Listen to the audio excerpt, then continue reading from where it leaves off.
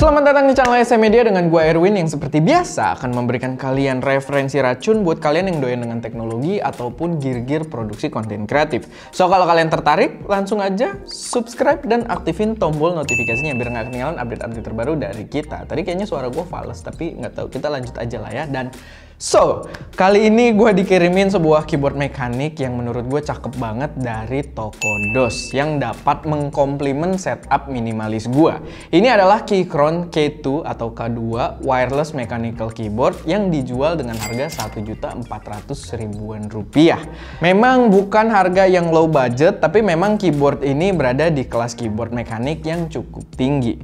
Tapi disclaimer dulu, kalau ini bukan in-depth review karena gue udah nggak sepaham itu soal mechanical keyboard. Karena udah lama juga gua nggak bahas-bahas keyboard, nggak kayak si Aldi. So mungkin di sini lebih ke impresi dari gua aja yang gua rasa, dan gua harap itu juga bisa jadi pandangan buat kalian yang non-enthusiast. Oke, jadi Keychron K2 ini adalah sebuah keyboard wireless dengan form factor TKL atau 10 keyless keyboard sehingga memiliki ukuran yang terbilang cukup ringkas. Lalu desain estetik yang diberikan juga simple banget dan membuatnya terlihat sangat minimalis.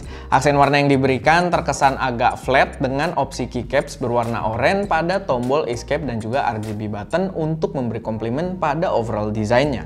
Yap, keyboard ini sudah mendukung backlit RGB untuk menyesuaikan dengan tema kalian. Walaupun dengan warna dasar seperti ini sebenarnya nggak banyak warna RGB yang bakal terlihat cocok di keyboard ini. Malah banyak yang bakal menggunakan backlight atau backlit dengan warna netral seperti putih. Tapi buat gua agak ke oren-orenan masih masuk sih. Ya, selera lah ya. Dari segi build quality, keyboard ini solid parah. Dia menggunakan aluminium frame di sekeliling keyboardnya yang membuat keyboard ini terasa bener-bener mewah. Pertama kali megang keyboard ini, gue bisa langsung mengapresiasi feel mewah yang dibawakan yang bener-bener memberikan rasa dari sebuah produk mahal. Belum lagi aluminium frame ini juga berkontribusi pada rigiditas keseluruhan dari keyboardnya sendiri. Bener-bener minim flex walaupun gue berusaha buat bengkok-bengkokin. Tapi perlu di note juga kalau sisi bawahnya ini masih terasa seperti plastik ABS walaupun cukup padat, tapi gua rasa sih harusnya tidak terlalu berpengaruh dengan overall experience-nya. By the way, yang gue denger di DOS nanti juga bakal ada varian yang non-aluminium frame. Kalau kalian ngejar estetik aja tanpa ada feel metal kayak keyboard ini, mungkin itu bisa jadi opsi yang lebih hemat budget juga. Untuk penggunaan sendiri, ini adalah wireless keyboard yang menggunakan koneksi Bluetooth. Tapi kalian juga bisa menggunakan kabel USB Type-C kalau mau sambil ngecas keyboardnya. Dan kabelnya sendiri juga udah dapet untuk USB Type-C ke USB Type-A. Sebenarnya kalian bisa pakai kabel sendiri, tapi karena penempatannya agak unik, yaitu berada di samping keyboardnya, jadi gue saranin emang paling pas pakai kabel bawaannya yang port Type-C-nya ini udah L-shape. Di samping slot USB-nya sendiri ada beberapa switch yang berguna untuk mengaktifkan Bluetooth dan juga memilih antara layout penggunaan Windows ataupun macOS. Windows dan Android, dan juga macOS dan iOS. Jadi pilihannya ada dua kayak gitu. Nah, untuk koneksi Bluetooth ini juga cukup asik karena keyboard ini bisa menyimpan koneksi dengan 3 profile atau 3 device yang ditempatkan pada tombol angka 1, 2, dan 3. Jadi dalam penggunaannya kalian bisa gonta-ganti device dengan hanya menekan Fn dan angka yang sesuai. Sebagai contoh, di sini gue pakai buat connect ke laptop dan juga iPad gue. Dan gue bisa gonta-ganti koneksinya hanya dengan menekan tombol Fn+1 untuk laptop dan Fn+2 untuk nyambung ke iPad. Dan perpindahannya juga terbilang cukup cepat. Gue rasa fitur tersebut bisa sangat membantu buat kalian yang mungkin kerjanya memanfaatkan multiple devices di meja kalian. By the way, karena gue menggunakan keyboard ini buat ngetik-ngetik aja di iPad, jadi ketika gue sambung ke iPad itu gue nggak merubah switch modenya yang di samping, dan jadi modenya itu tetap di Windows, nggak jadi iOS, dan so far sih nggak ada masalah. Beralih ke experience penggunaan, keyboard yang datang ke gua ini menggunakan Gateron Blue Switch yang memiliki karakter tactile dan juga clicky. Tapi setahu gua mereka juga punya tipe yang menggunakan brown dan juga red Gateron Switch. Sebenarnya gua lebih prefer ke yang brown sih karena karakternya nggak terlalu berisik. Tapi ini subjektif dan balik lagi ke personal satisfaction dari masing-masing kalian aja. Tapi yang jelas, suara Blue Switch itu kayak gini.